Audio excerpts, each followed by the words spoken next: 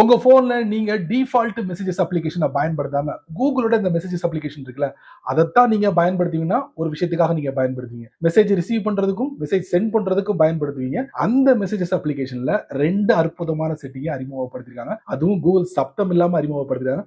கண்டிப்பா நீங்க தெரிஞ்சு வச்சுக்கோங்க. வாங்க அது எங்க இருக்குன்னு இந்த வீடியோ மூலமா லைவா தெரிஞ்சுக்கலாம். டாப் ரைட்ல ப்ரொஃபைல் பிக்சர், அதுக்கப்புறம் மெசேஜஸ் செட்டிங்ஸ், அதுக்கப்புறம் ஆர்சிஎஸ் சாட். ஸோ நான் டர்ன் ஆன் ஆர்சிஎஸ் சாட்ஸ் வந்து ஆன் பண்ணி வச்சிருக்கேன். ஆன் பண்ணும்போது என்னுடைய போன்ல ஒரு சிம் தான் கனெக்ட் ஆயிருக்கு. ஆனா என்னுடைய போன் வந்து டியூல் சிம் சப்போர்ட் பண்ணும். டியூல் சிம் என்கிட்ட இல்ல. பட் கூகுள் மெசேஜஸ் என்ன சொல்றாங்கன்னா டியூல் சிம்மையும் நாங்க கனெக்ட் பண்ணுவோம் அப்படின்னு இருக்காங்க.